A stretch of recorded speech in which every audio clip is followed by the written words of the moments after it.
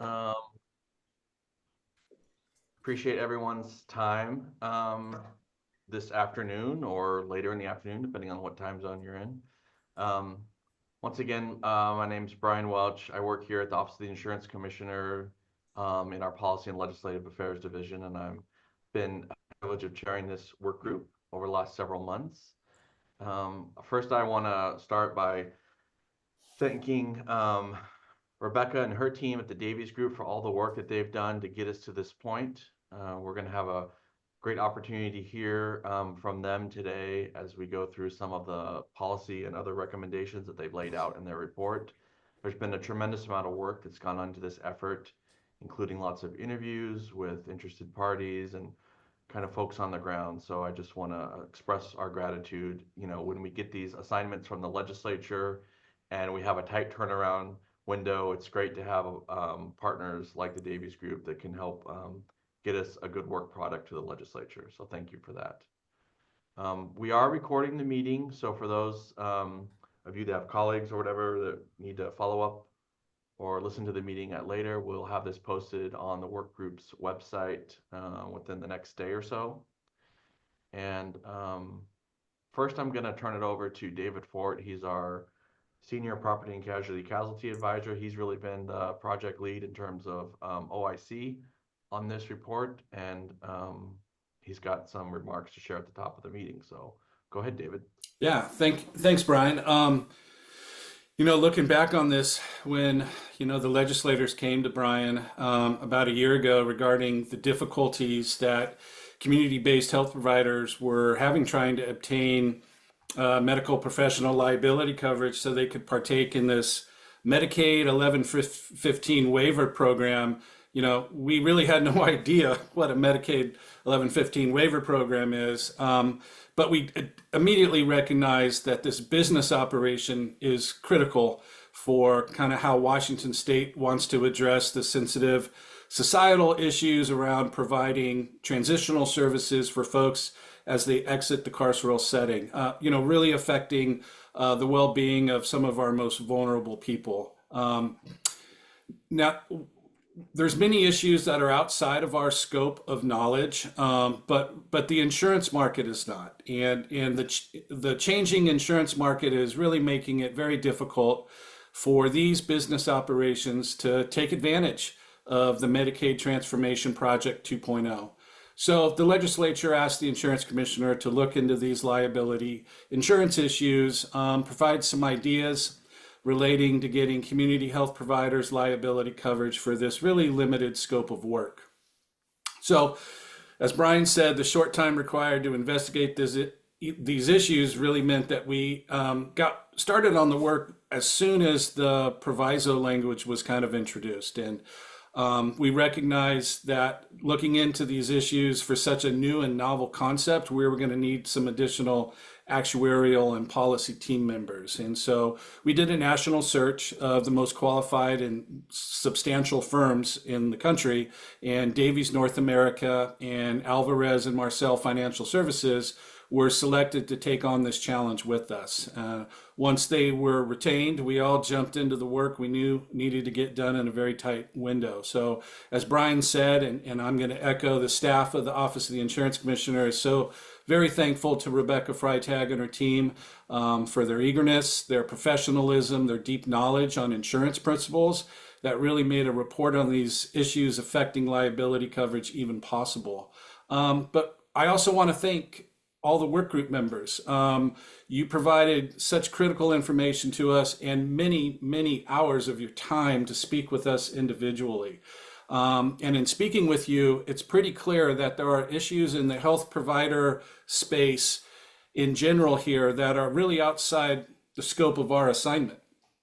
And as a team, we were struggling to kind of stay within our legislative assignment and yet find a way to inform the reader of kind of the potential issues that they might want to look at more deeply. And so the format of how we did that is we settled on the report, focusing on the narrow legislative assignment, but we're going to include some appendices in an attempt to inform the reader of the bigger picture. And so today I'm going to hand it off to Rebecca and her team to kind of take us through what they've learned and a series of policy ideas that could affect community-based health providers qualified under the Medicaid 1115 waiver, providing transitional services to individuals in the last 90 days of their incarceration period, and in alignment with the MTP 2.0 initiative. So we're sure there's going to be questions and comments, and we're going to have time to take those at the appropriate times. We'll pause, and you can use your raise hand function. You can write something in chat. In the Q&A, we're going to get to them all. So Rebecca, thanks for being here today. I'm going to hand it off to you and your team. Much, David, and thank you, Brian. And since everybody's starting with thanks, that seems like a good thing to do. Brian and David really said it all, but first of all, I want to thank Brian and David and the entire team at the Office of the Insurance Commissioner who really helped us as we researched, as we learned, as we talked to people, made connections for us, and just generally were there as a partner and as a listening ear, as a guide. We're so grateful to you.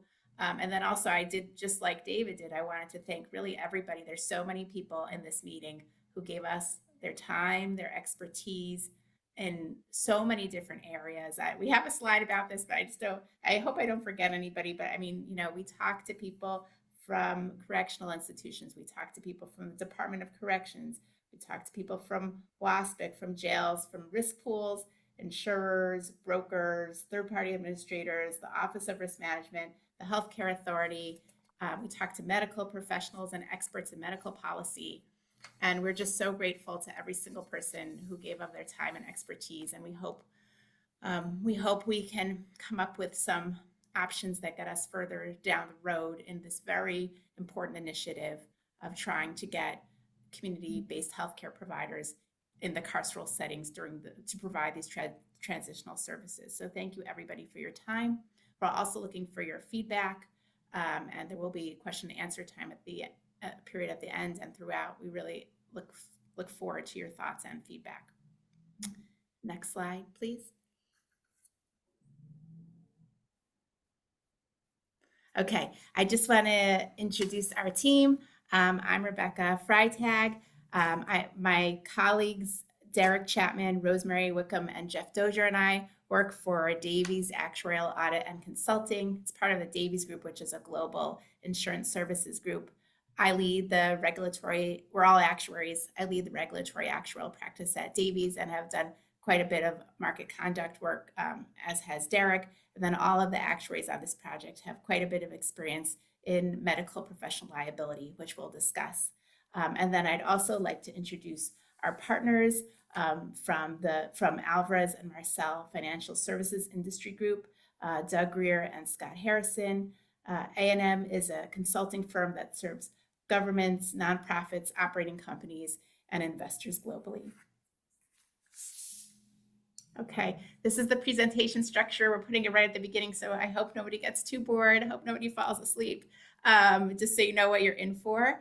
We're going to just talk briefly about the genesis and purpose of the study. I think everybody on this working group knows, the genesis and purpose. But my assumption, which may be erroneous, is that we have a lot of people on this call who know so much about different areas of this puzzle. And part of the goal of the presentation is to bring the different pieces together. So everybody on this call is going to hear some slides where they're much more of an expert in it than anybody else on the call. And then I hope there are some slides which might provide some new information or insight. We're going to have some background information to that effect. And then the next 4 bullets are the exact scope assigned to us by the legislature. And then we have an appendix, and then we'll have time for questions and answers. Okay, genesis and purpose of the study. Thanks. Okay, so we'll talk in more detail later on, but just to talk a little bit about MTP 2.0 reentry and community healthcare providers. Okay, so as many of us know, in June 2023, the Centers for Medicare and Medicaid Services, CMS, approved an extension of Washington State's Section 1115 waiver known as the Medicaid Transformation Project 2.0. There was an MTP original, and now this is MTP 2.0. Under MTP 2.0, Medicaid can reimburse community healthcare providers for transitional services they provide to incarcerated individuals during their last 90 days of incarceration. I just want to emphasize here, as David emphasized, this is all that our legislative scope relates to. So there are certainly a lot of parties that would love to see community healthcare providers in carceral settings for all kinds of services and all kinds of times, but the scope of our project was limited to transitional services during the last 90 days of incarceration, and we'll talk more about what those transitional services are later. Those are services that intend to help the incarcerated individual have the most successful transition back into the community. According to research, when incarcerated individuals have an established relationship with community healthcare providers, that's CHP, we'll use it a lot, prior to release, they are more likely to continue their treatment upon community reentry. This leads to fewer overdoses, reduced recidivism, and substantial societal and individual benefits. There's actually a report to Congress about the benefits of having community healthcare providers right there and ready, that the incarcerated individual already knows, ready to continue that process when they get out of incarceration. And if you look at the daily rate of paying, daily rate for jails, let's say per day, and just assume an ordinary jail stay of 7 to 14 days or something. If you look at that, that's a couple of $1,000s right there. And so there's obviously so many societal and individual benefits of a person's successful reentry into the community, but even financially, there are quite significant benefits. And then, of course, Governor Jay Inslee expressed support for the Medicaid 1115 waiver reentry provisions in his Executive Order 2403. And that's a long executive order, but this is one of the items that he emphasized: a successful reentry of incarcerated individuals into the community. Okay, so we know there's a little brief introduction about MTP 2.0, which we'll touch on in more detail later. What is going on with the medical malpractice insurance part of it? So the medical malpractice insurance, as it says in the middle there of that slide, is triggered in the event of an error or omission by a healthcare practitioner during their work. So if something unfortunate happens when a healthcare practitioner is doing their work, medical malpractice insurance will both compensate the injured party and also provides financial protection for the practitioner. All medical practitioners, all healthcare workers need medical professional liability insurance or medical malpractice insurance. It's almost just like how every driver needs auto liability insurance. There needs to be a mechanism in place to make sure that the injured parties can be compensated if something unfortunate happens. So that's something all medical providers need. But the reason why the legislature asked the Office of the Insurance Commissioner to undertake this study is because community healthcare providers are having a lot of trouble acquiring medical malpractice insurance for the services rendered in carceral settings. If they can't get the medical malpractice insurance, they can't practice there. So we're really we have this wonderful MTP 2.0 initiative. Everything else is in place, but there's this very, very big hurdle that nobody can get over because there is no medical malpractice insurance available in the private market for these services in the carceral setting. Just to clarify, the community healthcare providers can get med mal insurance for services they provide, like in their own location, but there's problems getting it for the carceral setting. Okay, so we just copied from the legislative directive in its 2024 supplemental operating budget. This was the exact scope given to the OIC to study how to increase the availability of healthcare malpractice liability coverage or other liability protection options for community-based healthcare providers who deliver transition of care services to incarcerated individuals. And then this is the very detailed 4-point scope that we'll go through. which is a review of the state's commitments to facilitating these safe transitions of care. Number 2 is an analysis of the barriers to getting the med-mal insurance. Why can't they get it right now? Number 3 is an actuarial analysis of the cost of providing this insurance, providing this medical malpractice insurance. And the 4th are policy options and recommendations, if any, for the legislature to consider. Okay, and now I'm going to hand this presentation over for a little bit to my terrific colleague, Derek Chapman.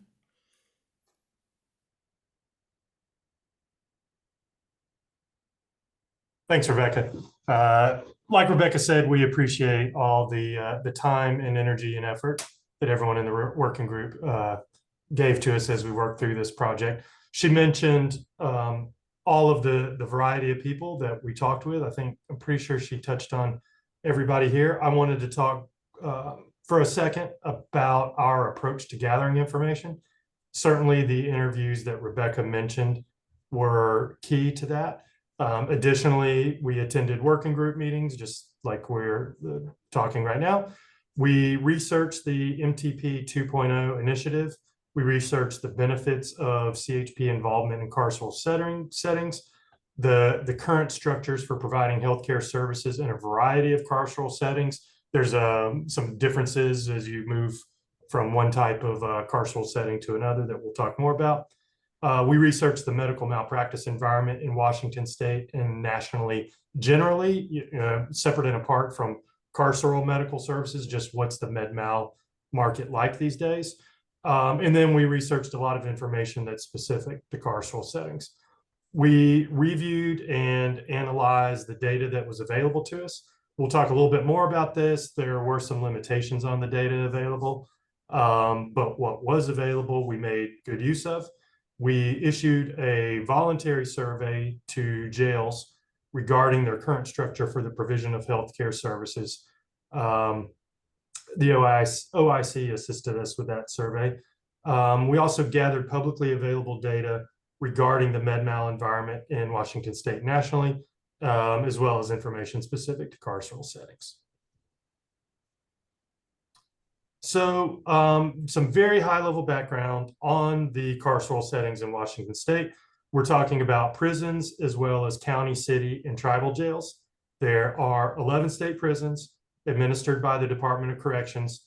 Prisons are for people who have committed a felony, typically with a length of stay of at least a year and a day.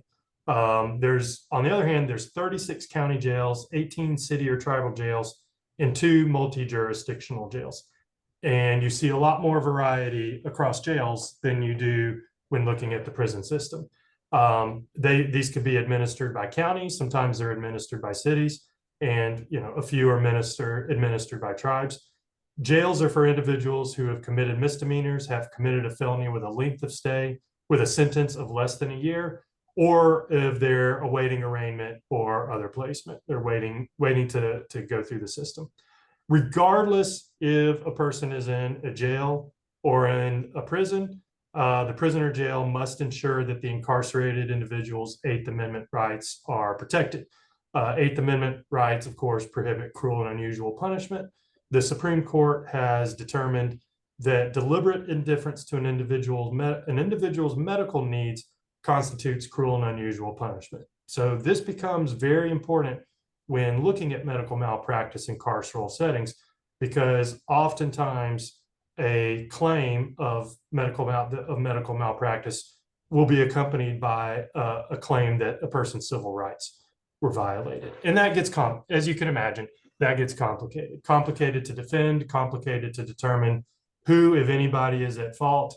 And so it certainly adds a lot of wrinkles that you don't see when you're looking at medical malpractice coverage outside of the carceral environment. Okay, next slide, please. So as a question, how does the Office of the Insurance Commissioner fit into this? Well, the state prisons are self-insured by the Office of Risk Management. That's an office of the Washington Department of Enterprise Services, or DES. So self-insureds are not regulated by the OIC. So the OIC does not have regulatory authority over the entity that's insuring state prisons, and it doesn't have a lot of visibility into that as well. County, city, and tribal jails are also frequently self-insured, or they utilize risk pools as well. Those are not regulated by the OIC. Jails often will use third-party providers, that, as we'll talk a little bit more about. They will require that those third-party providers present evidence of med-mal insurance. Oftentimes, that med-mal insurance would either be self-insured, provided by what's considered a non-admitted insurer. That could be an excess and surplus lines insurer or a risk retention group, or it might be the insurance might be provided by what we would call an admitted insurer. So the difference between an admitted insurer and a non-admitted insurer has to do with the level of regulatory oversight that the state is authorized to perform. The level of regulatory oversight over an admitted insurer is much higher. If an entity is insuring with a risk retention group or with what we would call an excess and surplus lines insurance company, the OIC has very little regulatory oversight over them. Typically, with risk retention groups, they would be regulated by their home state, which often is not going to be Washington State. And so this presents some challenges as well when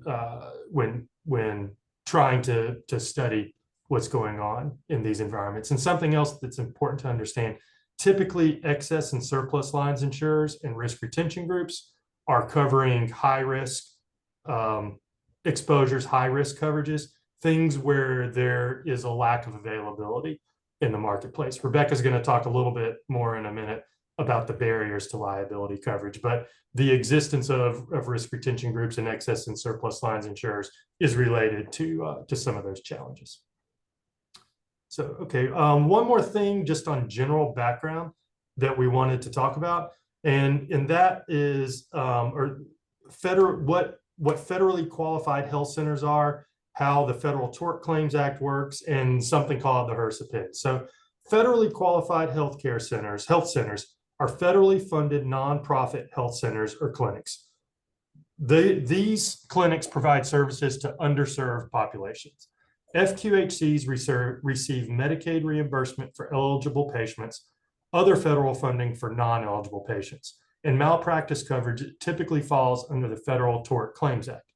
Under the Federal Tort Claims Act, the federal government will defend these FQHCs as if they were federal employees for any errors or omissions in the course of their work. So this is very important. When these federally qualified health centers are providing services to these underserved populations, their med-mal insurance is essentially provided by the federal government. As of right now, as of today, work in carceral settings is not covered under what's called an FQHC scope of project. An FQHC submits what is called a project scope of project that defines the work that they would do. And then the FTCA, if approved, the FTCA will provide coverage for work that's done under that scope of project. Now, in April of this year, the U.S. Department of Health and Human Services, Health Resources and Services Administration, or HRSA, or HRSA, issued a draft policy information notice, a PIN, identifying a set of transitional services in carceral settings that would be eligible to be included in an FQHC scope of project if the PIN becomes published rule, or if the provisions in the PIN become published rule. If that's the case, an FQHC could then apply to add work in a carceral setting to its scope of project. Assuming that's improved, then that work in the carceral setting could be covered under the FTCA. So on the surface, this provides a lot of benefit, obviously, because this would fill a lot of the gap that's there right now with these community health centers, community health providers being able to provide coverage. If they are a federally qualified health center and the provisions in the HRSA PIN become rule and they apply and are approved, then they could receive FTCA coverage for the work that they do, the transitional services work. However, we talked with some community health providers, including some that are FQHCs, they're concerned that they will still be unable to provide services in the carceral setting unless they are able to obtain additional wraparound med mal coverage. The reason for that is there's a couple of reasons for that, but the primary reason for that is that just because work is included in the scope of project, that doesn't mean that the federal government will honor any claim that is made. An inmate could issue a claim, could submit a claim. The federal government could say, we're not covering that for a variety of reasons. In that situation, the jail or the county or municipality or tribe that owns the jail could be in a situation where there's still liability that needs to be covered by someone. So FTCA is definitely a potential help in this. It may not be a complete solution. Okay, next slide, please. So one of the things that that was explicitly in our scope is to review the state's commitments to facilitating safe transitions of care for incarcerated individuals under MTP 2.0. So as a reminder, I think Rebecca mentioned this a little bit already, but under the reentry initiative of MTP 2.0, the Washington Healthcare Authority, HCA, will fund certain healthcare services provided to Apple Health eligible adults and youth in carceral settings up to 90 days prior to release. Up until recently, if someone went into a jail or prison, any Medicaid eligibility ceased. They were no longer part of Medicaid. More recently, there have been changes so that a person's eligibility is only suspended, or even that they're able to reestablish eligibility within a certain time frame of when they would be released. So under MTP 2.0, services provided to them would be eligible for Medicaid reimbursement. Now, these services are more limited than general health care. They would include things such as case management, prescribing medications for alcohol and opioid use disorder, providing a 30-day supply of medications and medical supplies at the time of release, providing medications during the pre-release period, providing lab and radiology services, services by community healthcare workers with lived experiences, and physical and behavioral clinical consultations. So not every healthcare service would fall under the category of transitional services. And to be clear, these have to be performed within 90 days, within the 90 days prior to the individual's release. And so there's three ways that a carceral setting can receive Medicaid funding. One is what's called capacity building funds. And that can be up to anywhere from $1 million to $1.75 million, depending on the population of the facility, up to $1 million to build out an IT infrastructure. And then the reimbursement for healthcare services is unlimited. And that's primarily what we're here to talk about.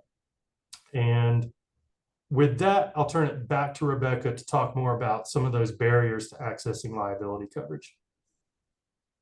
Thanks so much, Derek.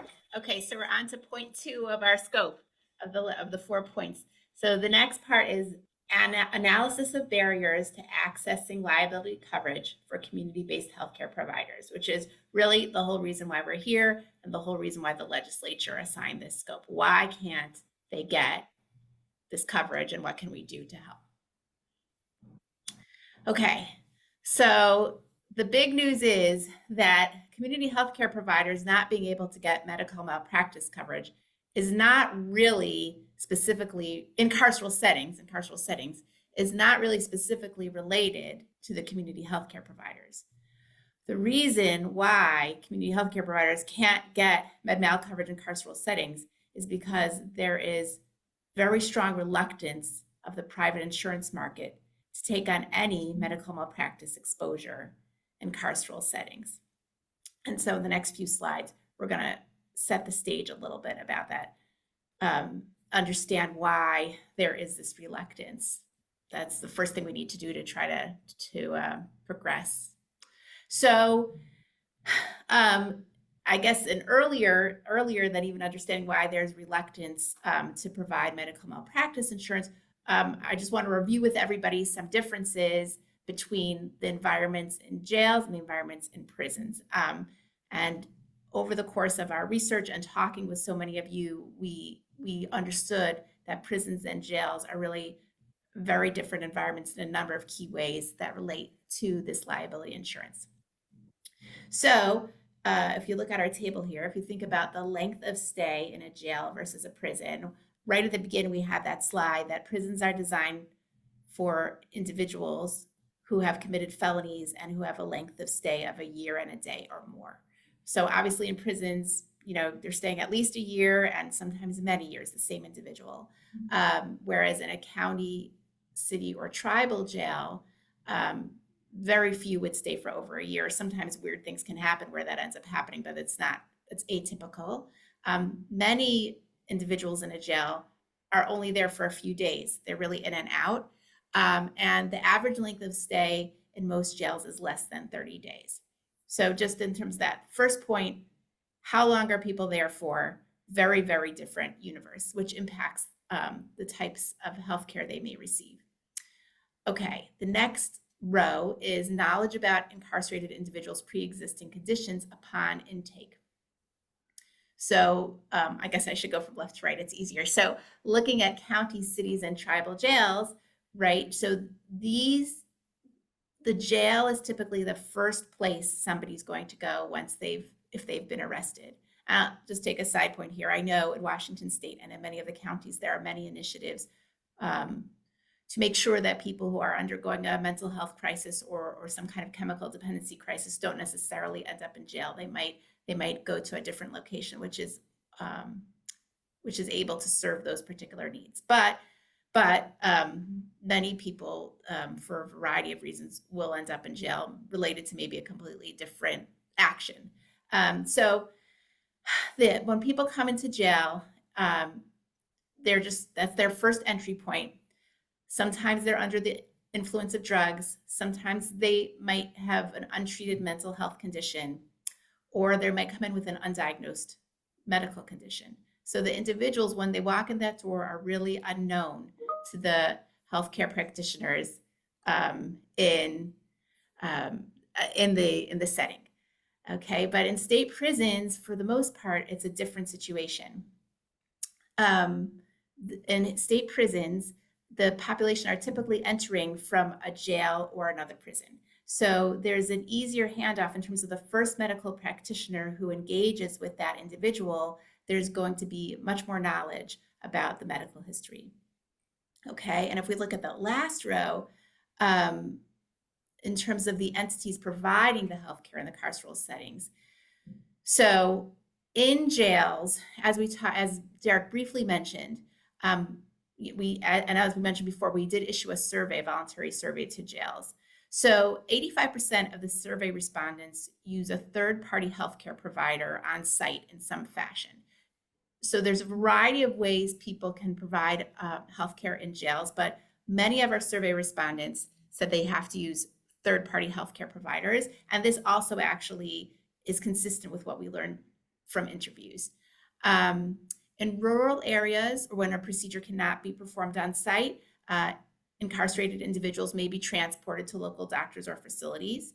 And in some cases, a healthcare provider may visit the jail on a regular schedule, but not necessarily daily, and emergencies are sent to a local emergency room. So you can see in so many ways already, you can see how the jail population there's more unknown, and the provision of healthcare is more heterogeneous. In contrast, in prisons, for the most part, healthcare is provided by state employees, and there are sometimes contracted community providers, especially in a state prison situation. If an individual needs a surgery or something like that, they probably can't do it in the prison. They might need to go out to the community. But for most of the day-to-day healthcare needs, that's going to be provided in the prison by state employees. So jails and prisons very different, and jails much more heterogeneous set of circumstances than in prisons. Thank you. Okay. So when we think about the way that healthcare is provided in jails versus prisons, that kind of correlates or is somewhat correlated with the way medical malpractice is insured in jails versus prisons. So in jails, again, you have this very heterogeneous system. Every jail is different in the way they're providing their health care.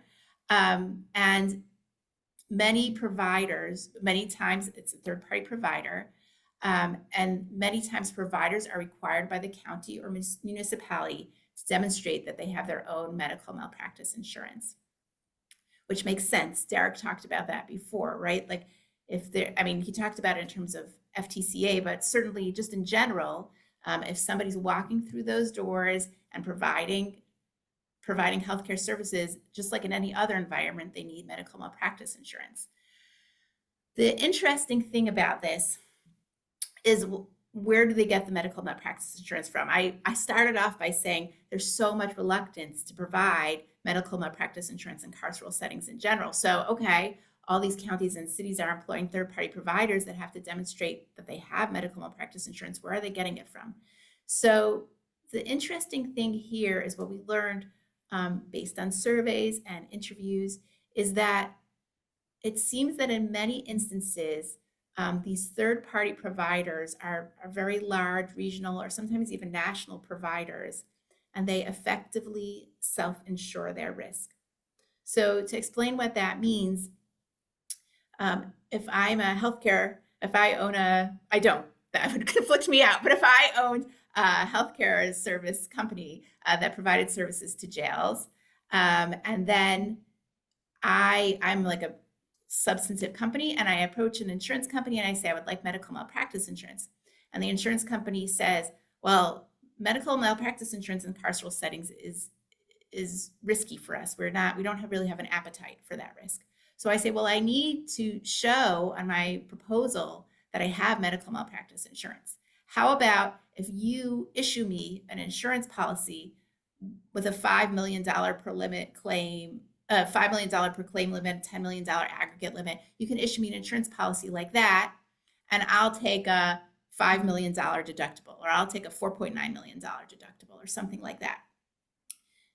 You guys are probably familiar in your own personal lives with deductibles, right? If your car gets into an accident, you have collision coverage, you probably have a deductible, which means I have to pay this much, maybe $500, maybe $1,000 before the insurance company will start paying for the damage to my car. So there can be deductibles in all kinds of insurance.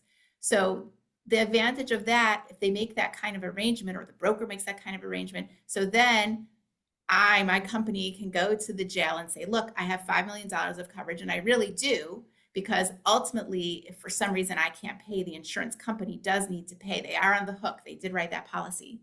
But I have $5 million of coverage. But meanwhile, the insurance company has said, okay, that's fine, Rebecca, but if there's a claim, you're paying $5 million of it or $4.9 million of it. Or there's other ways that transaction can happen. There's nothing wrong about it. It's a legal transaction, but it confuses the environment a little bit, because really what's happening is I'm self-insuring. I'm really taking the whole risk to myself, but I have this piece of paper that I can provide for a proposal, which is a legal piece of paper that says I have insurance. It's legal because, again, the insurance company does have to cover the claim. If I can't pay, they still have to cover it. So it really is true coverage. But the reason why the insurance company was willing to take it on is because they know they have very little risk. I'm just going into that long explanation because this is a key thing to know about when we say these smaller community healthcare providers can't get medical malpractice insurance. A smaller community provider who might be able to provide great service for an incarcerated individual and might be the best potential person to provide those transitional services. So upon reentry to the community, that incarcerated individual has somewhere they can go and trust and knows a lot about them already. That community healthcare provider does not have the finances to say to an insurance company, well, if there's a $5 million claim, I'll pay for it on my own. They can't. They don't have those kind of finances. So I just needed to go on this kind of long digression, but to explain both are true. It's true that there are entities that can respond to requests for proposals and say, yep, I have $5 million med mal coverage. Yes, I do. That's a true statement, but it's true because they are, in many cases, really taking the risk themselves. The insurance companies, as we're going to continue to learn, are not always, don't always have an appetite for that risk. Okay, so that was like a huge digression and that top left square. But what we're talking about is third parties need to provide their own insurance in jails. In state prisons, it's much more uniform.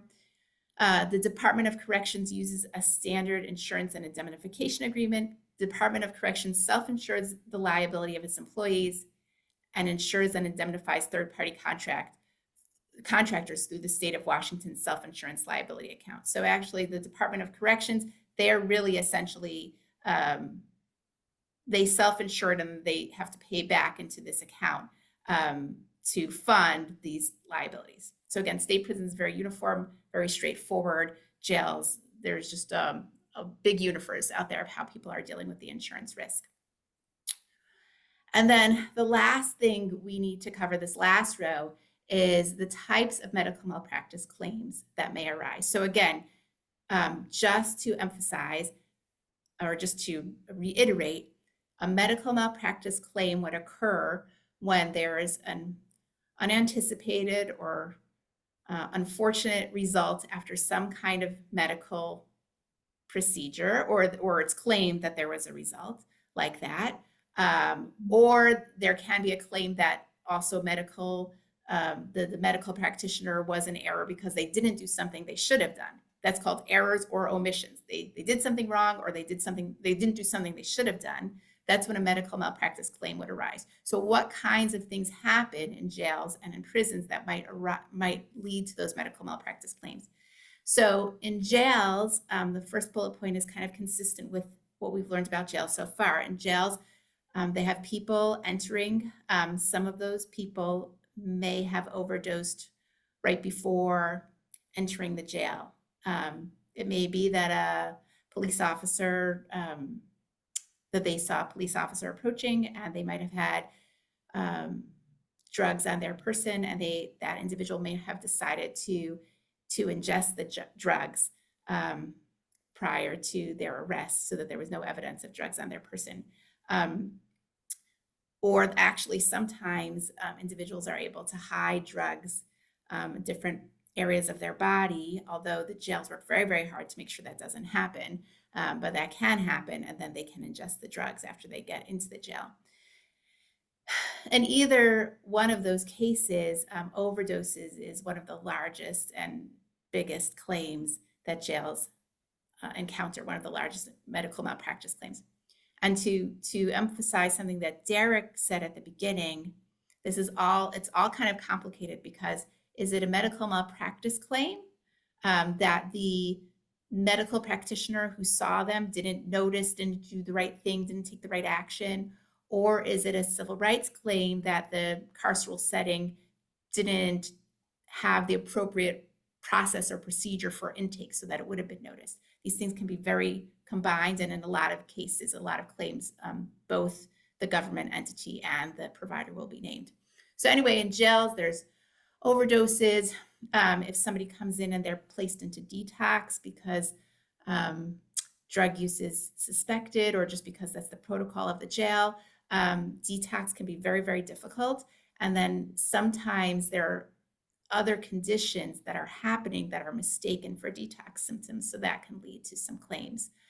Sometimes there are suicides, and especially in situations where somebody stays in jail waiting for their sentencing. If somebody has gotten a very difficult sentence, there are sometimes suicides, although again, the jails do their best to prevent that.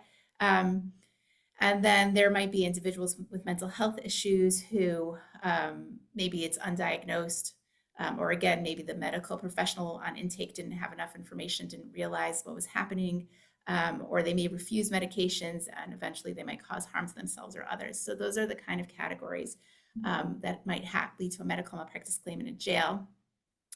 In a prison, the universe is different. Like we said, there usually is more known about the individual before the medical practitioner sees them. The individual is there for usually a substantially longer stay. So you can see those bullet points are typically related to more long-standing issues. Failure to diagnose cancer, that would be an omission that wasn't diagnosed correctly. Delayed cancer care, failure in diabetes management, failure in sepsis management, comorbidity issues, and then again, hybrid claims where an individual might be injured in prison violence, but then they're dissatisfied with the subsequent medical care.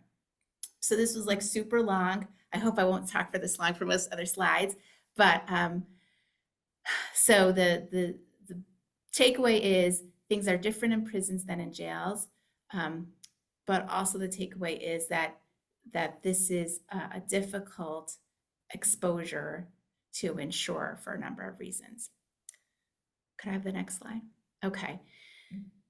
So as we mentioned, there is not only in the state of Washington, really nationally, there is a lot of concern, anxiety, and the voluntary insurance market about insuring medical malpractice coverage in carceral settings.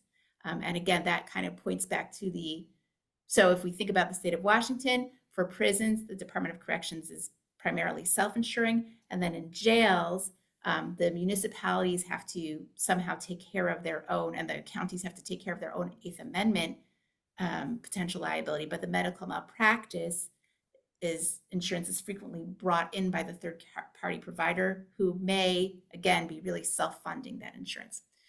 So why are the voluntary insurers reluctant to get involved? Again, nationally, not only in the state of Washington. The first bullet point is because of the entanglement, the interweaving of medical malpractice with Eighth Amendment claims. So that we've said that a few times before, but what does that mean from a practical point of view? Well, if a claim comes in and has both Eighth Amendment and medical malpractice components, where the voluntary insurer is only responsible for the medical malpractice component, if it has both components, it's going to take longer to close a claim. If there's just one defendant and the nature of the claim is straightforward, it can close relatively quickly, especially not every claim, this is just insurance in general, not every claim that's brought has merit. For those that have merit, some can be settled with all parties very happy with the result easily, and then some will eventually go to trial. But when you have more than one type of liability happening and more than one defendant, it's just going to take longer to close a claim. The longer a claim stays open, the more it's going to cost. And that's kind of represented in part by the second bullet of attorney's fees.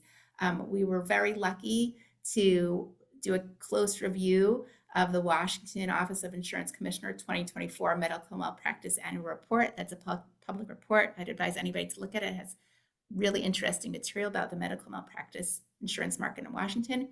The data that goes into that report is confidential, but they do have a limited amount of data on claims in correctional settings, which we'll discuss later. But if you look at the attorney's fees for claims in carceral settings, the average attorney fee is $240,000 per claim, as opposed to a statewide average of $89,000. So you can see that the multiple parties in defense, the multiple types of liabilities being defended, the time to close a claim, all impact the fees involved. The number of claims, anybody who has been incarcerated has the right to file a claim. They do not need a lawyer to file the claim. So there are more claims that come in. And because an individual is allowed to file a claim on their own, there might not be the same kind of documentation that you would get from an attorney. So it just takes longer to process the number of claims and the types of claims that come in. And coordination of defense, we touched on that before, which is when you have more than one party that is named on the claim, the defense needs to be coordinated so that you don't have, it gets too confusing if people aren't coordinating. That also takes time and energy and resources. So that's kind of bullet number one about what causes voluntary insurers to be concerned nationally about carceral settings. Number two is existing medical complications and sometimes lack of continuity of care. That would go a lot to what we were saying in the jail setting, that people might come in with undiagnosed conditions. So what happens if somebody comes into a jail setting, they have an undiagnosed condition, while they're in the jail, something bad happens to them because of that undiagnosed condition, which maybe they've had it for 3 months already, but it happens to be that when they come in the jail, during the 10 days of jail, something bad happens. Well, the medical provider in the jail is going to be named in the suit.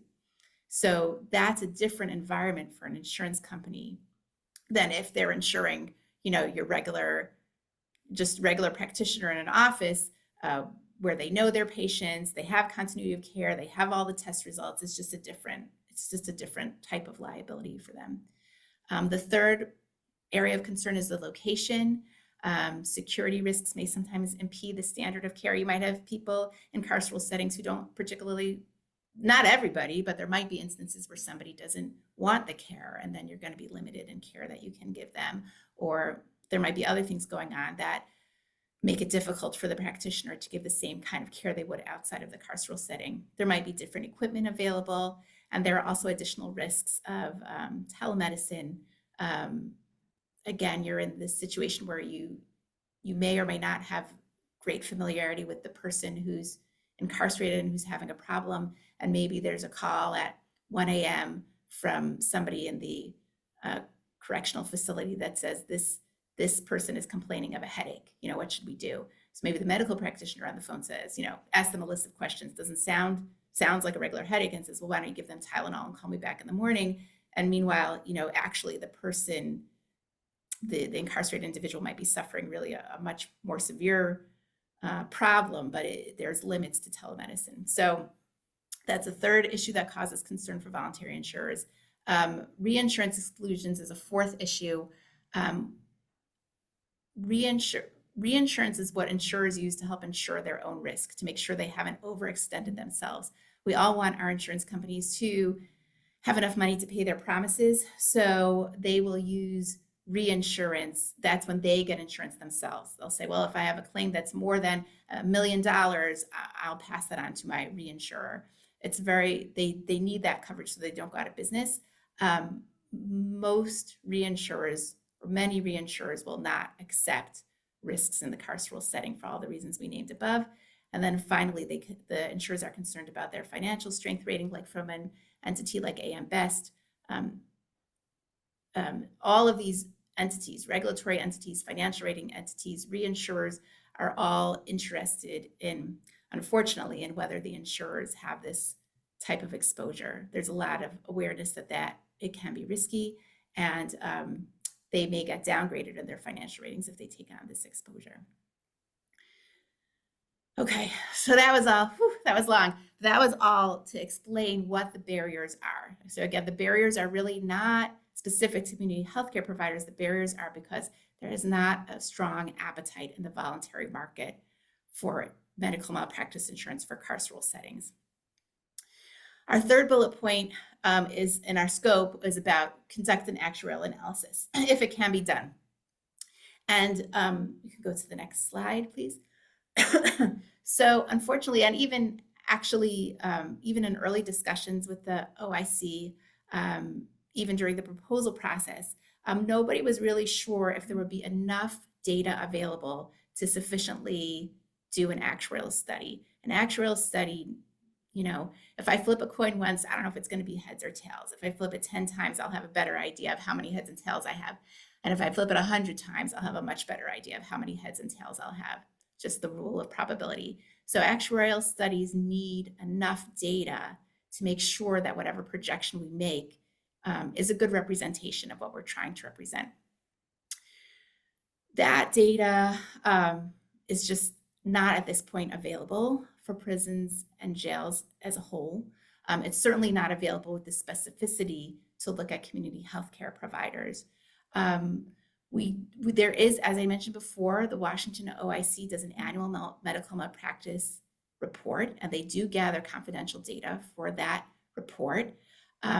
We did not feel, even if we had been given access to that data, we did not find, after talking with the OIC and learning more about the data, we did not find that it would provide a strong actuarial result, because for a number of reasons. First of all, insureds and self-insured self-report the data. It's hard to know if it's complete. The data includes claims only and not exposures, so we would not be confident that we're matching apples to apples if we tried to do something. And then key elements of information needed for this study about community healthcare providers, like facility and specialty, are not captured in the data. So as we'll see when we get to the policy options, one of our policy options actually involves collection of data so that future studies can be conducted. Okay, but I will say that we had a lot of wonderful people that we were working with during the course of our research. And the Department of Enterprise Services, Office of Risk Management of the Department of Enterprise Services, which insures or self-insures the state prisons and one risk pool for county jails, really generously provide us information related to historical closed claims. So we were able to take a look at that data just for whatever it's worth.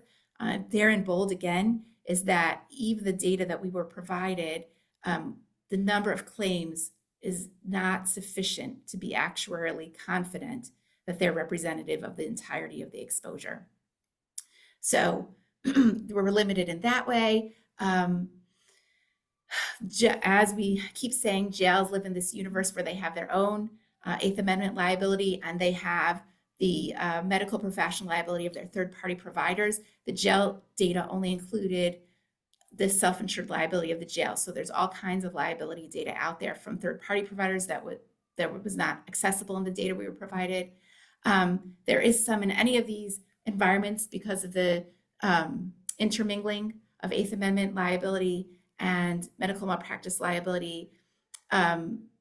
The jails and the prisons and their risk pools or their self-insurers, try to write down some details about the claim, but there's all kinds of claims that come down. In fact, most of them call it jail liability or prison liability. They don't necessarily even separate it out into medical malpractice and Eighth Amendment. So both sets of data relied on the best possible gathering of claims that seemed to be representative of medical malpractice claims, had a strong medical malpractice component, but there could be claims that were missing. And then also attorney's fees, which is very important component of medical malpractice costs, the attorney's fees to defend and to settle the claim. They were captured for external attorneys, but the internal attorneys who are just salaried, those fees were not captured.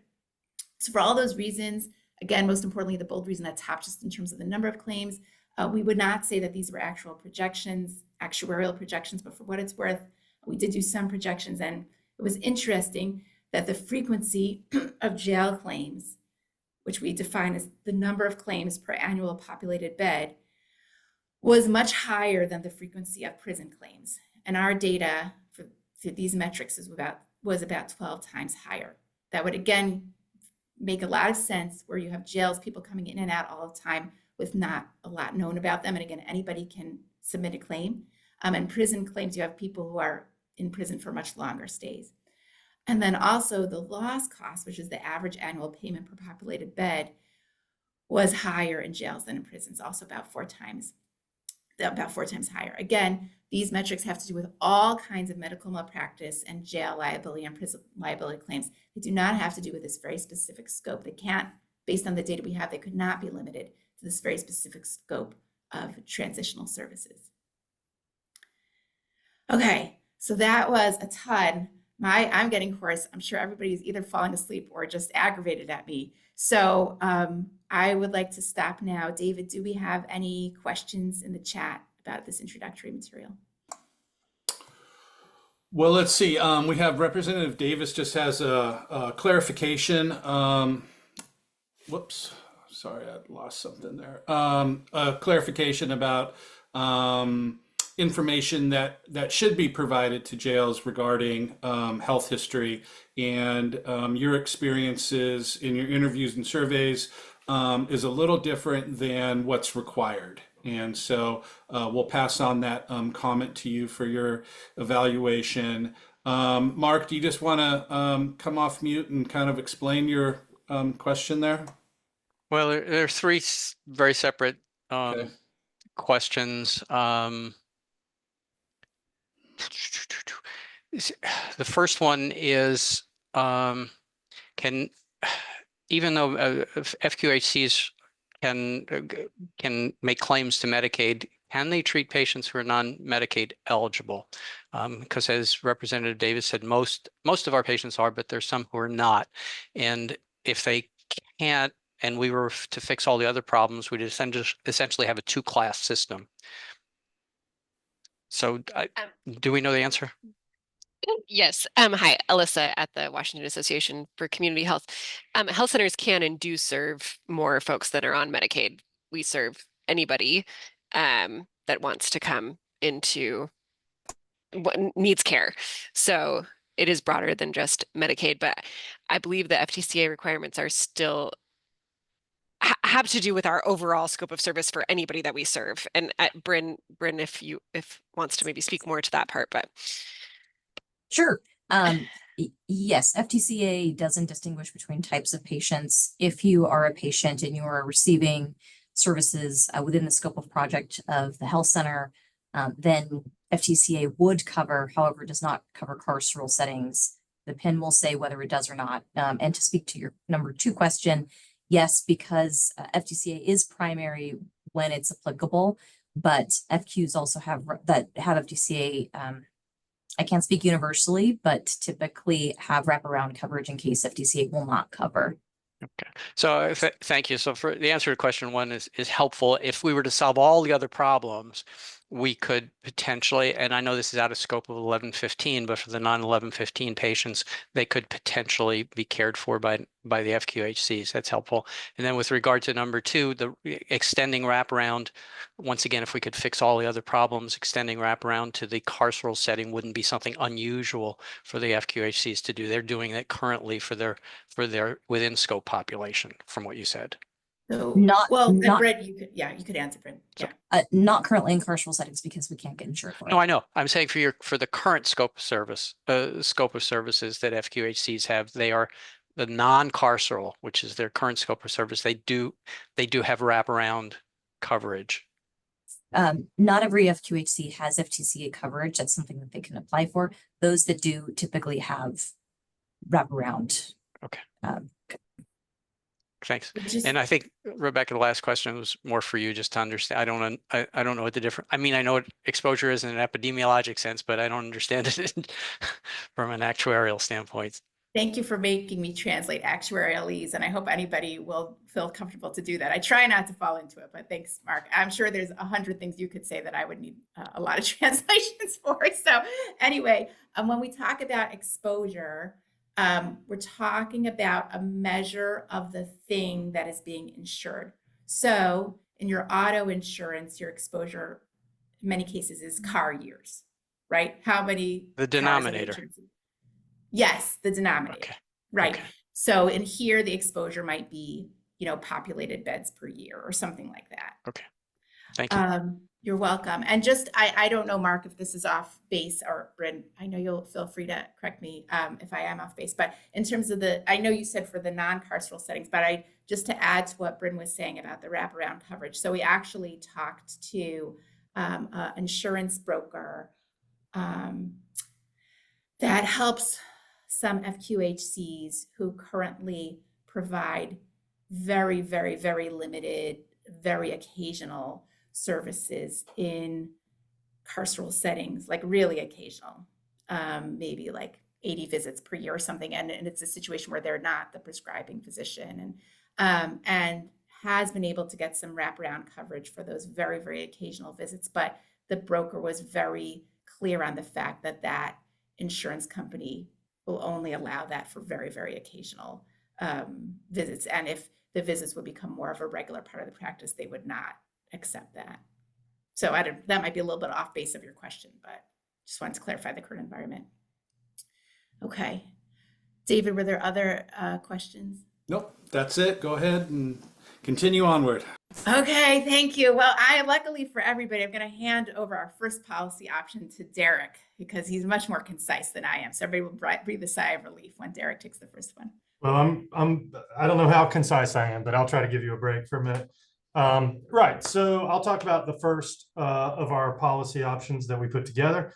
This one really falls right out of Rebecca's discussion about the data in the actuarial analysis, or the lack of a volume of comprehensive data. So this policy option would be enhanced data collection. We would suggest supporting, or an option would be to support the future development of liability insurance for CHPs providing transitional services by supplementing the future data that is collected for the Washington OIC's confidential annual medical malpractice report. So as Rebecca mentioned, we reviewed the report. There's a lot of good information in it. From everything we could tell, it was complete for the purpose that it was designed for. But in terms of developing something like an estimate of what the annual cost would be for CHPs providing transitional services, or to provide maybe an underlying rate if a premium was charged, there was simply not enough detail there. Now, this policy option, it could provide a lot of benefits on its own, but it also might be a necessary precursor to some of the other policy options that we're going to discuss, because some of the other options would require quantification of some of these things. Now, our rationale behind this one is that there's a lot of different mechanisms that come into place when it comes to insurance and self-insurance for jail medical liability and prison medical liability. There's no central repository of insurance type data, including exposures like Rebecca was just discussing, something like bed counts, population, those types of things, and other key claim information. So this type of info is really needed to produce actuarial projections. The kind of detail, so we talked with the OIC about the data that's underlying that annual Med-Mal study, what type of data is provided, who's providing it, those sorts of things. And what we determined is that there would be some additional stuff needed. Now, we would suggest that the development of any modified data requirements would be performed in coordination with DES, with the risk pools, with the self-insureds, as well as with insurers and experts in carceral healthcare, to make sure that the items that would go into the data requirements are actually available, and to determine what's the most sensible way for those entities to provide it. There are a few things that at a minimum we think would be required. So on the exposure side, so on that denominator side, the what's the universe of potential things that could create a claim, we think identification of the facility, the jail or prison, would be needed within the exposure information. The size of the facility, some of that info about the size of facilities is already public information. What's the average population? But we think it would be good to get those values confirmed. The provider specialties the specialties for the providers that are offering services in there. It's good to know, is this general medical? Are there other specialists coming in to do things? The underlying insurance, if there's any deductibles or limits that might be affecting the claims, those would be good to know. And if the entities are being charged a premium, how much is the premium that's being charged? Those would all be very helpful to find out, to develop actuarial estimates of the cost for this exposure. On the claim side, it seems there's a lot of good information about the claims that is already being provided, but some things that were missing were identification of the facility, the specific facility where the claim occurred, identification of the specialty of the provider that was providing the services, for the provider that's named on the claim, as well as what types of services were being provided at the time. And then in instances where maybe a facility has no claims, to get reassurances that there were no claims. And the reason why that's important is because if we get a basket of claims, but we're not confident that it covers the whole universe of Washington jails and prisons, then it's hard to establish, well, what is the annual cost per bed count, or what is the annual cost per doctor? You want to be able to match the claims to the exposures so that, to translate it back to the auto world, if you have $1 million of auto claims, did that come from one car or did it come from 10 cars? You need to know how many cars were involved so you know what the cost per car is going to be. And we would need the same thing here. So this is just to give you an idea of the type of information that we think would need to be added. But as I mentioned, the best course of action would be to talk with the insurance companies, to talk with the risk pools about what's available, maybe even to talk with the jails and the healthcare providers about what's available, to make sure that that any new data requirements would be understood and that they could feasibly provide that information. So a few challenges.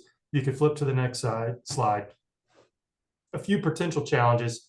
Going back to that Eighth Amendment civil rights violation issue, if medical malpractice claims are accompanied with a claim of a civil rights violation, we need to be able to, whoever's using the data needs to be able to know that if we're trying to come up with medical malpractice loss estimates, that we are looking at the medical malpractice loss amounts that have been incurred and not the combined, that there's not intermingling in there. From what we understand, the doctors would typically not be liable for any civil rights violation. And since it's the doctors that are going to be insured here, we don't want to get data that has that has amounts that were awarded due to civil rights violations being bucketed in, and then being, with the potential for misunderstanding what the true cost would be for insuring the doctors. Again, the data for this report for the current report is confidential. The collection of this data would make future actuarial studies accessible to the OIC and to the legislature. To encourage greater market involvement, the OIC may wish to enhance the report to include some of the more specific reporting around carceral setting claims, but we need to be careful not to undermine the confidential nature of the data. So that's just something, if the intent is to keep it confidential, then those safeguards need to be put in place. And then there's some question as to who the best parties to report this data would be. Now, insurance companies and self-insurers are usually the most conversant in insurance claims data, as you would expect. They might be the best equipped to report insurance type data. There is a potential issue with RRGs, the risk retention groups, and the excess and surplus lines insurers, these non-admitted carriers that are not under OIC regulation. They would need to be compelled to provide that information. Or if they're not, then there would be a gap. Another potential route as an alternative, or maybe to do at the same time, would be to have the carceral settings report data as well. So the jails, the prisons, or the counties, municipalities that are running the jails and prisons reporting data. And they might be motivated to do it because they have an interest in seeing more healthcare providers be able to come into their facilities. However, as non-insurance entities, it might be difficult for them to provide this type of information. That's kind of been our experience working on other projects. When you start dealing with people outside the insurance world, they're not capturing the type of information. They're not accustomed to doing it. So if the data is gathered from multiple parties, that might be the best approach. But then there would need to be some identification in there to make sure there's no double counting of claims, that type of information. And that should be doable. There should be ways of accomplishing that, especially if insurance companies are reporting on the facility where the claim occurred, and then the facilities are also reporting it, then it should be easier to match those up. Would you all like to talk about each policy option individually, or just move on through all of them and then come back? Yeah, we can just go through and then Okay. we can come back if we have Okay. questions. All right, with that, Rebecca, your break is over. Back to you for policy option number 2. Thank you. Okay, policy option number 2 would be for the legislature to start a new risk pool.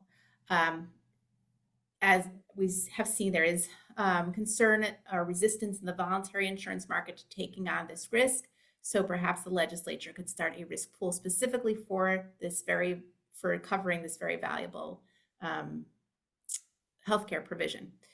So increase the availability of insurance by creating a new risk pool or other insurance mechanism that provides medical liability insurance for transitional services provided by community healthcare providers, and then reinsures to the Lloyd's market.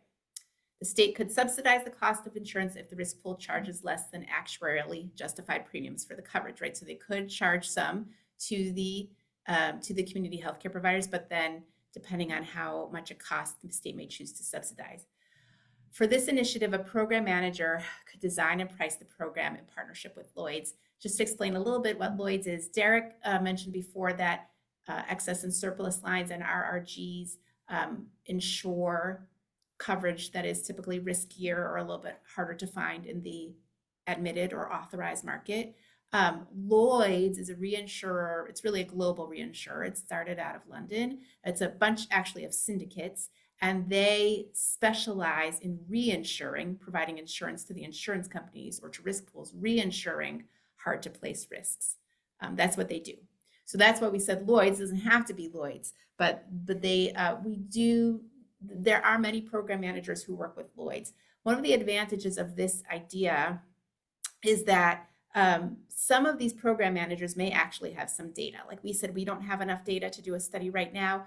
Program managers that work with some of these large third-party vendors, they may have access to some of that data through the claims have to be submitted to the insurance company. These brokers may have some access to some of that data, and they also may have some connections at Lloyd's. So perhaps they could, and so then the data would be available to start pricing the coverage. So, okay, in terms of risks and mitigants of that risk, I talked about the first one. Right now, we don't have enough data personally, but there might be a program manager out there who does have data. Reinsurers may not want to participate, so try to find a program manager that has a strong relationship with some reinsurers. The risk pool may not manage claims effectively. Medical malpractice claims are difficult and need a lot of experience to manage effectively. So then it would be important for the risk pool to either engage an experienced claim management team or outsource to an experienced third-party administrator. And claim costs may be high. There is hope, there's certainly a lot of hope that for the limited scope of services and transitional services, there's hope that the claims would not be too many or too high. But that cannot be guaranteed. If a practitioner provided transitional services as somebody was exiting on their way out of the carceral setting, and then something came up, some failure to diagnose, something came up that should have been caught at any number of points along the way, that practitioner could still be named in a very difficult claim. So claim costs might be high. The risk pool could set like a 1 million, 3 million limits on each claim. That's actually typical. Med-mal insurance typically has 1 million, 3 million limits. However, I will note that in some of the counties we talk to require higher limits than 1 million, 3 million. They require maybe 5 million, 10 million. That's 5 million per claim, 10 million aggregate. And so that would have to be worked out with the counties, or perhaps the risk, if the Lloyd's market didn't want to take a very large portion of it, maybe something could be worked out with Lloyd's, maybe something could be worked out with the risk pool. There's a lot to be worked out. And that we're talking about here in the dependencies, this risk pool would need initial capitalization from the state, would need ongoing funding from the state if the premium rates are lower than actuarially sound rates. And then the program manager and reinsurer will determine a lot of criteria, which may not be exactly what the state had envisioned. So they might decide there are underwriting criteria. They might want to include certain community healthcare providers and not others based on their own criteria. They might decide on limits. That was not exactly what the state had envisioned. Maybe they decide if the HRSA PIN becomes a published rule, maybe they decide they'll take this wraparound coverage for FQHCs. Who knows? But it will be the state, the risk pool could work with the program manager and the reinsurer, but would not have full control over that. Before we move along from this slide, I do want to mention as an aside, an option that has been mentioned. I want to mention it here, but I also want to talk about some of the risks of that option. We're recommending a risk pool which is run by the state. There has been some mention of perhaps a residual market mechanism could be created, wherein, let's say, a state could start something called a joint underwriting association, which is a kind of insurance company run by the state, which charges premiums. But then the way a joint underwriting association works is that if the premiums are not enough to cover the costs, the voluntary insurers get assessed to cover those costs. So it's a little bit different than a risk pool. One of the big concerns about doing that is we have one in Washington State. There's one domestic which writes over 50% of the business, of the medical malpractice voluntary business in Washington State, if assessments would be made according to market share, which is the way these residual market mechanisms usually work, that insurance company would have really an inordinate burden for this risk that they are reluctant to take. And sometimes when a voluntary insurer feels it's too hard to do business in a state because they're getting all this risk that they never really wanted, that can lead to that, in an extreme situation, that can lead to an insurer exiting the state. So I wanted to mention that because we've thought about it, but that option, the residual market option, has the potential to cause greater availability issues than it solves. I didn't put that as a separate policy option. So this policy option, as it reads, is a risk pool, which would be subsidized by the state in the event that premiums were not sufficient to cover losses. Could we go to the next slide? Okay, the next slide is kind of a variation on that. There is this, it says increase availability of insurance by extending the State Tort Claims Act to community healthcare providers that meet certain criteria established by the state, including certification by a state agency. This is all hypothetical. It doesn't exist yet. The community healthcare providers would then be deemed employees of the state for liability protections only when providing transitional services. Okay, so again, this is another policy option to try to solve the immediate problem of we would like to get the community healthcare providers in place. And a lot of the people at the carceral settings would like it too.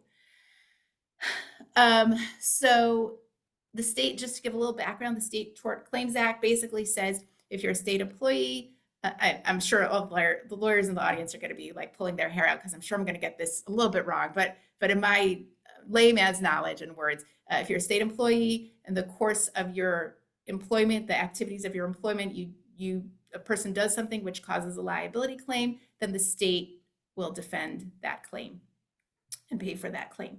So there are other instances when the State Tort Claims Act has been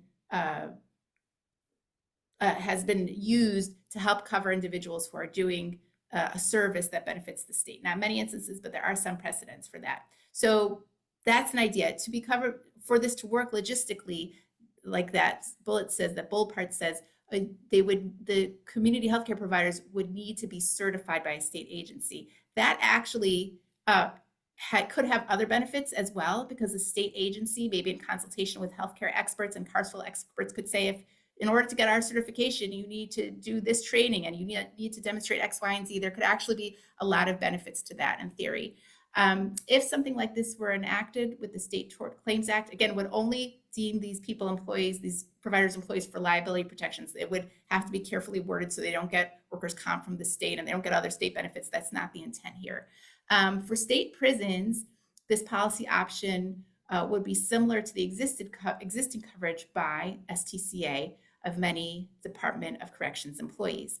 So it's a new exposure. It's something new that's coming in. But the mechanism, and again, those are currently really state employees. This is people deemed state employees, but the mechanism seems to be kind of somewhat present already.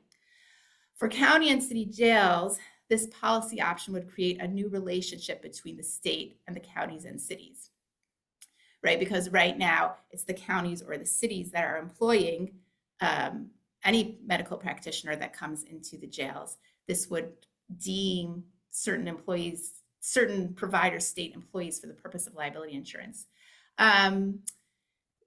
There are difficulties and challenges in being covered by STCA. The first is the Office of Risk Management of DES right now, they do an actuarial study every 2 years, and they have quite a bit of data on prison liabilities. There's no real data on jail liabilities. And as we saw before, those liabilities seem to be pretty different. So how would the DES determine the initial premiums that would have to be charged back somewhere? Also, if it came time to defend a claim, who is going to be responsible? Which attorneys are going to be responsible for investigation and defense of the claim? Will it be the state's attorneys? Will it be the county or city's attorneys? Currently, as the third bullet point, currently DES charges back premiums to different state agencies for the liabilities that are self-insured. It's entirely possible that if practitioners were covered under the STCA and the premiums were charged back to the counties and cities, it's very likely that the counties and cities would not be able to afford those premiums. So would the state, if this is a state legislature initiated initiative, if the state legislature is interested in pursuing this, would the state subsidize some of those premium costs? And then the final challenge in county and city jails is that should the state for any reason deny STCA treatment for a particular claim, just like FTCA can sometimes deny things, STCA might deny it, then the liability would go back to the community healthcare provider or to the county or city jail, and then there needs to be a mechanism to absorb that.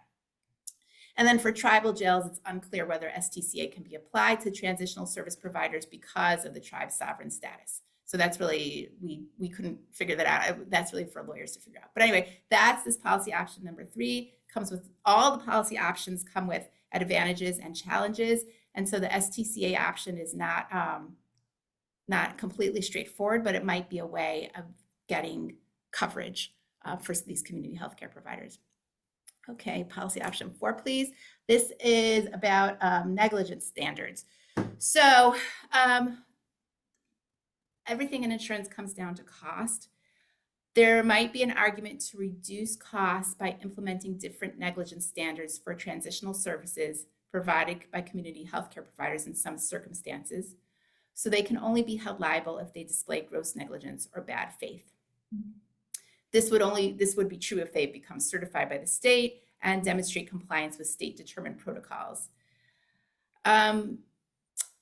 There is precedent for this, both in United States law, which says that federal government officials are entitled to qualified immunity, and also in Washington state has created different negligence standards for some very important services.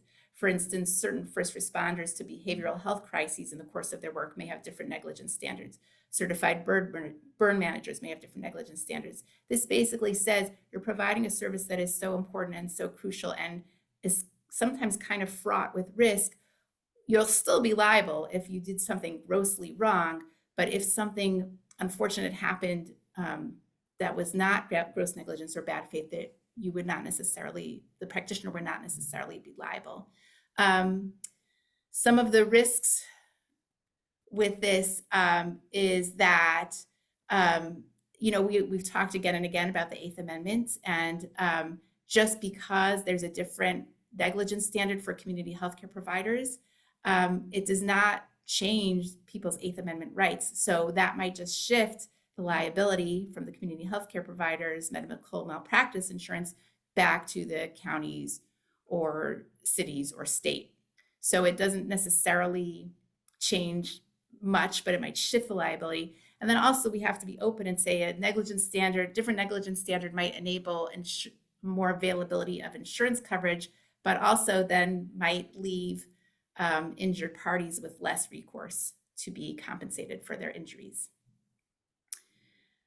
Okay, and then let's go on to policy option number 5. So this, and David is going to have a nice, if I can stop talking, David has a nice presentation on this, but the best course of action may be a combination of a number of policy options. I mean, in anything in life, a lot of times the best option is to combine a few different things that will help, right? So let's say we start this data gathering process because we need it. Any continuing type of insurance or self-insurance will need data. Okay, and then maybe an agency of the state creates certification requirements for best practices in transitional care. That's part of policy option number 3. That would be a great advancement if it involved stakeholders with expertise in correctional settings, medicine, and law. The goal of the certification requirements would be to improve healthcare and reduce claims. And then you might or might not, the state might or might not want to include different negligence standards. And then when all of that is said and done, or on top of all of that, you could have a funding or insurance mechanism for certified community healthcare providers for transitional services, which could be a risk pool or perhaps STCA. Okay, let's continue. I'll just talk real quickly about the last thing. As David mentioned, during the course of our interviews, research discussion, it did come to our attention that jails in particular are experiencing broader issues with retaining healthcare providers. And so even though it is out of our very narrow scope, we just wanted to highlight some of the challenges that they are experiencing just for a couple of minutes. Next slide, please. Okay, so a lot of this comes down to, you could read the bullets, but I'll just talk freeform. As we said, in many jails, they have to engage third-party vendors to provide the healthcare services. And also, as we said, the limits that are required sometimes are quite large. We also said the voluntary insurance market does not have a strong appetite for providing medical malpractice insurance in carceral settings. So as the voluntary market pulls out more and more over time, what that leaves is a very small pool of healthcare practitioners that are even willing to respond to these requests for proposals. And so we have there, a bunch of different survey respondents and interviewees. Sometimes their healthcare practitioner goes out of business. Sometimes they used to have 5 or 10 people responding to an RFP, and now they only have 1. I'm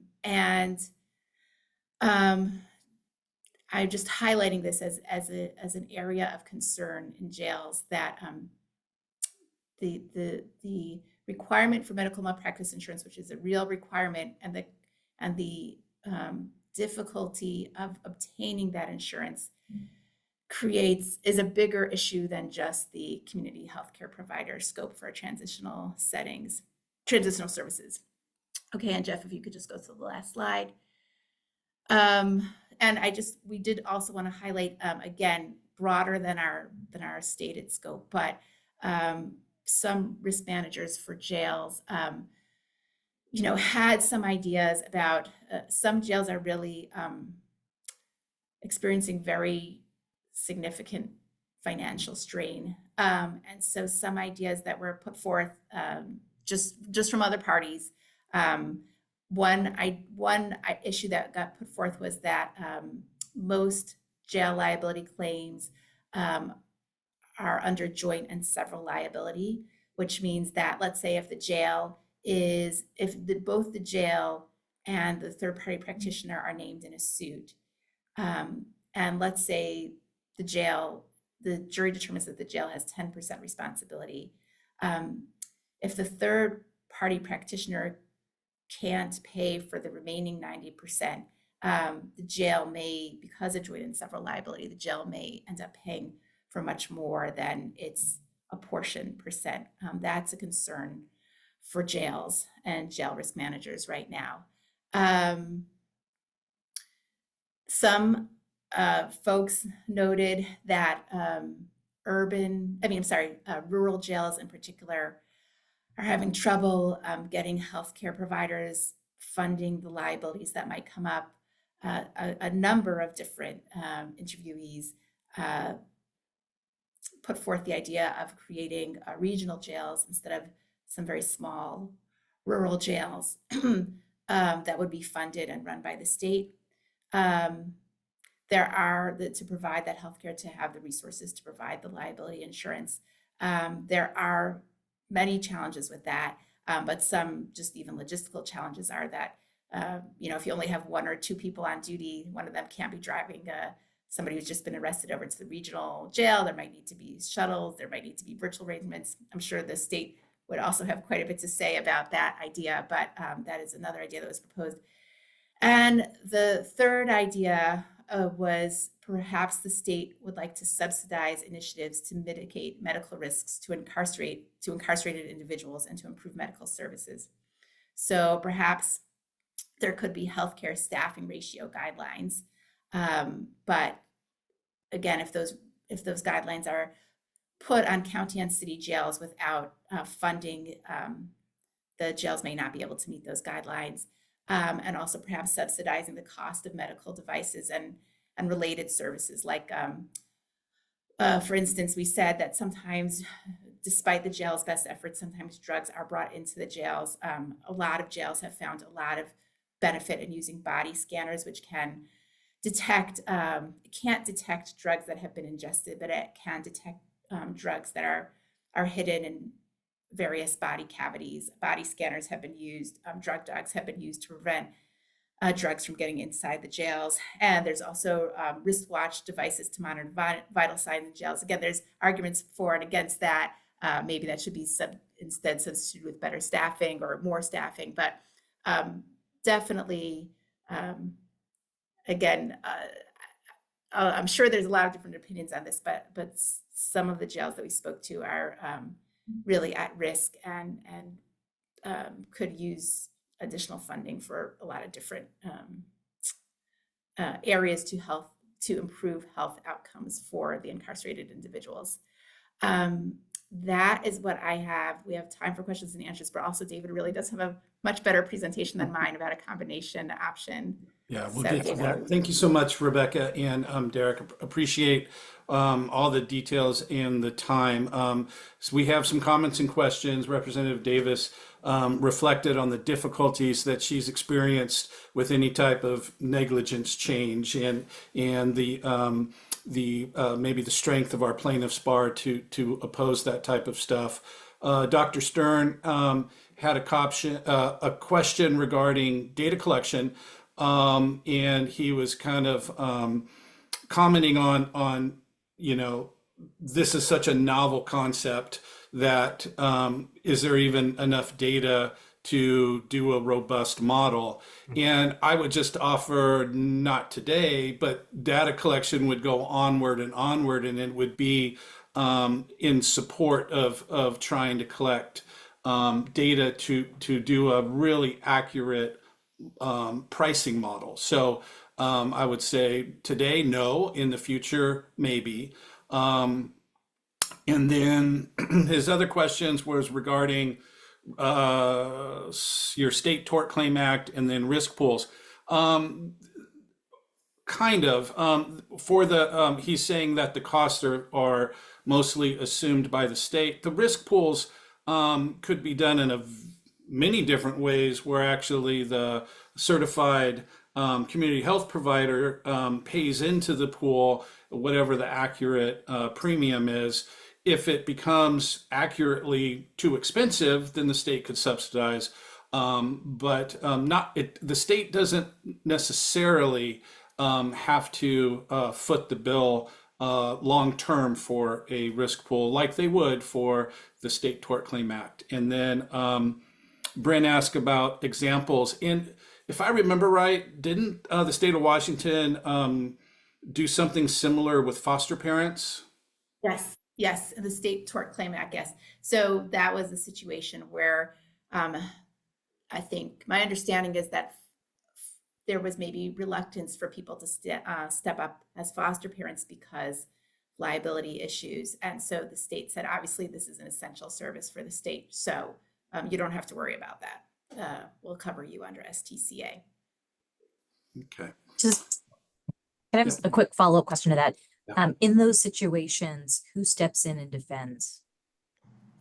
So I think we noted that on the slide, and I'm not an attorney, as you know, Bryn, very well, but and Bryn has been terrific help. But I think that would be something that would have to be worked out. You know, we noted on the slide, like with this, if the state is covering under STCA, they may have a vested interest in wanting their own attorneys to defend, or they may say, no, the counties and cities still have to pay for those attorneys to defend.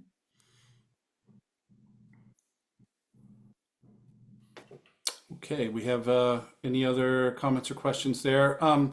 As Rebecca said, I do just have a real quick graphic here to, so I had a preview of the findings last week, and I've really been contemplating how the interaction of all these policy options can kind of be interwoven. So, but let me just say, I can't provide enough disclaimers that this idea it's not vetted. It's just a instant reaction of seeing the findings all put together and how to progress this along each step of the way. And it all needs to get worked out. But here is an idea that you all may want to consider. And really the goal is to find a way for community-based health providers to be able to contract with the cities and the counties and the state to be able to work in these carceral settings. So the blockage is this med mal coverage. So we talked about a certified community health provider, and really that certification, the legislature would authorize a state agency to set the standards and tradings. I would recommend that be in rules so it can be updated and changed a lot more easily. And really this certifies the community health provider to provide a specific scope of services in the carceral setting. And then just this alone doesn't really do anything. It kind of makes it a little bit more interesting to risk managers. If the wherever, and Representative Davis highlighted the difficulty here, but if you were able to reduce the liability like the state has done with other very narrow scopes of work that the state has deemed so important that we're going to modify this a little bit, what this does is it changes the number of claims and the amount of claims and the overall risk of the community health provider. It would require them to have significant trainings and standards to be certified. And because of that heightened training, then they could only be held liable for intentional torts or gross negligence. I'm also not an attorney, but my understanding is gross negligence would require proof that the community health provider failed to exercise even a little bit of care on how they acted. So this is starting to make things a little bit less risky. And then what you can do is we have this, the certified community health performers working in the carceral setting, so really limited scope of work, and then they can be civilly indemnified by the state. The funding, this would be the state would need to probably fund the state agency the additional cost that Jason Seam's organizations at the Office of Risk Management would need to provide this type of coverage. The other mechanisms were create a new state-backed risk pool or create a new residual market mechanism. And those fundings are a little different. So again, it doesn't, the certified community health provider, if we get enough data, ongoing and continual, they would be able to get priced actuarial sound rates, correct rates. And if for some reason there was some extravagant claim or something broke the premium model, then the state could be a backstop, or the state could provide funding for a reinsurance program. The other mechanism, the other mechanisms really was what Rebecca was talking about, the residual market mechanism. And it's really difficult to wrap your head around how that could work in this situation. I will offer an idea. So in this one, the backstop is really, it could be a public-private partnership with the state and the insurance industry. We would still have the community health providers funding some sort of premium. Could it need to be offset if it was a operational cost burden? Possibly. But because we're changing right here the risk, this should equate to lower claims costs down the road. One idea, the concern that Rebecca had, and it's a really valid one that we all need to consider if we were ever consider some joint underwriting association or a joint reinsurance association, is we have a domestic insurer in the state of Washington that provides disproportionate size of the market share to our med mal coverage. And they are a great partner in our state and have worked well with the state's needs in many medical provider situations. And it would put really an unfair burden on our domestic because they hold so much of the market share. So what you could do is not make the underwriting association assessment go to just medical malpractice liability. It could be assessed to all general casualty companies, which would be hundreds and hundreds of companies. So I just wanted to provide kind of a visual layout of what some of the possibilities are. The goal is to get our community health providers working in our jails and prisons. So anybody have any questions on that? Okay. Well, Brian had to step out for a meeting, so I just want to thank the work group for the last 4 months of work that we've done, the discussions, the comments, the emails.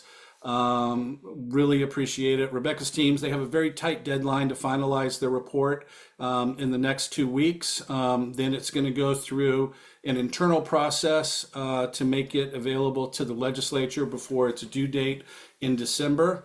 Of course, all work group members and interested parties are going to be notified when it's transmitted. And I guess in closing, yes, everything is going to be recorded and put on the work group's webpage. Thanks for that question. But really, thanks again for your willingness to help us get this work completed in such a short time. And I really hope all of you have a good rest of the week. So take care. David, real quick, Chief Sapp. Oh, go ahead, Chief. Sorry about that. It's okay. This is more just a comment. I just want to say to you, David, Derek, Rebecca, thank you for doing your homework on jails. Listening to Rebecca present, you can hear the sighs in her presentation. So she understands the frustration that we're going through and community health providers like Peninsula. So thank you for investing this time and effort. And I hope we get a positive outcome in some form. But thank you. Here. We all agree with that. Perfect way to close.